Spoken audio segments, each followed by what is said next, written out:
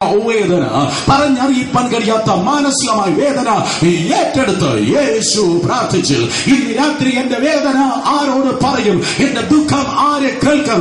എന്റെ ആധി ആര് അറിയും എന്ന് നീ ചോദിച്ചാൽ നിന്റെ വേദനയെ ഏറ്റെടുത്ത് യേശു അങ്ങേ നിനക്ക് വേണ്ടി പ്രാർത്ഥിച്ചു.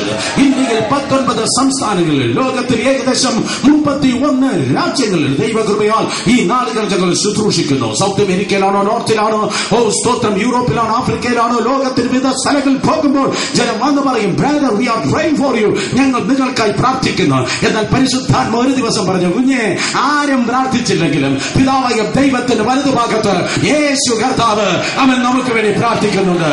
യേശു നമുക്ക് വേണ്ടി മധ്യസ്ഥ ചെയ്യുന്നുണ്ട്.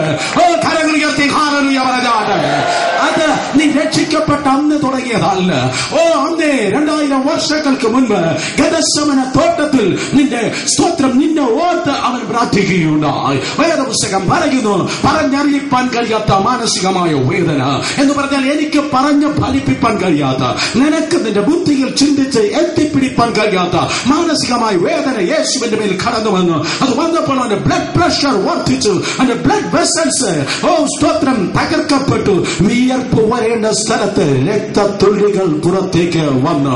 മെഡിക്കൽ സയൻസ് എങ്ങനെ പറയുന്നു, സഹിപ്പാൻ കഴിയാത്ത മാനസികമായ വേദന ഒരുവന്റെ മേൽ കടന്നു വരുമ്പോൾ അവന്റെ ബ്ലഡ് പ്രഷർ വർദ്ധിച്ചിട്ട് അവന്റെ ബ്ലഡ് വെസൽസ് ഉടയ്ക്കപ്പെട്ടിട്ട് രക്തത്തുള്ളികൾ വിയർപ്പിന് പകരം പുറത്തു വരും എന്ന്. അപ്രകാരം യേശു കർത്താവ് വേണ്ട വില കൊടുത്ത് പ്രാർത്ഥിക്കുകയാണ്. ഇന്ന് രാത്രി യേശു ഗെത്സമന തോട്ടത്തിൽ പ്രാർത്ഥിച്ചപ്പോൾ പുറത്തു വന്നതായ ആ രക്തം, ഹാബേലിന്റെ രക്തത്തെക്കാൾ ഗുണകരമായി സംസാരിക്കുന്ന ആ പുണ്യാഹ രക്തം, നിങ്ങൾ സ്തോത്രം പറയാത്തതുകൊണ്ട് ഞാൻ ആവർത്തിക്കട്ടെ. ഗെത്സമന തോട്ടത്തിൽ യേശു നിനക്ക് വേണ്ടി പ്രാർത്ഥിച്ചപ്പോൾ പുറത്തു വന്നതായ ആ രക്തം, ഹാബേലിന്റെ രക്തത്തെക്കാൾ ഗുണകരമായി സംസാരിക്കുന്ന പുണ്യാഹ രക്തം ഇന്ന് രാത്രി നിന്നെ നോക്കി പറയുന്നു, പ്രാർത്ഥന നിർത്തരുത്, തുടരുക, നിശ്ചയം നിനക്ക് വിടുതലുണ്ട്. കാത്തിരുന്ന് പ്രാർത്ഥിക്കുന്നവരെ, ദൈവത്തിന്റെ സന്നിധികൾ കണ്ണുനീർ ഒഴുക്കുന്നവരെ, ദൈവസന്നിധിയിൽ ജയം നിന്റെതത്രേ. എവിടെ ദൈവത്തിന് കുഞ്ഞ് പ്രാർത്ഥിപ്പാൻ മുട്ടുമടക്കിയോ അവിടെ വിടുതൽ കടന്നു വന്നു. ക്രിസ്തീയ ജീവിതം പരാജയത്തിന്റെ ജീവിതമല്ല, ക്രിസ്തീയ ജീവിതം ജയത്തിന്റെ ജീവിതമാത്രേ. വേദപുസ്തകത്തിന് 1-ാമത്തെ പേജ് തുടങ്ങി അവസാനത്തെ പേജ് വരെ തോറ്റവന്റെ ചരിത്രമല്ല എഴുതിയിരിക്കുന്നത്, ജയിച്ചവന്റെ ചരിത്രം അത്രേ. വിശേഷിച്ച് വരിഷ്ഠ പാവങ്ങളിലേക്ക് ഇറങ്ങിയാൽ മനുഷ്യന്റെ മുൻപിൽ മുട്ടുമടക്കാതെ ദൈവത്തിന്റെ മുൻപിൽ ആരും മുട്ടുമടക്കിയോ അവൻ ഒരിക്കലും മനുഷ്യന്റെ മുൻപിൽ മുട്ടുമടക്കേണ്ട ഗതികേട് എന്റെ ദൈവം വരുത്തിയതേ ഇല്ല. ആരെ കേൾക്കുന്ന ദൈവമേ, ദൈവത്തിന് മുൻപിൽ നീ മുട്ടുമടക്കിയാൽ ഒന്നിന്റെ മുൻപിൽ നീ മുട്ടുമടക്കേണ്ടി വരികയില്ല.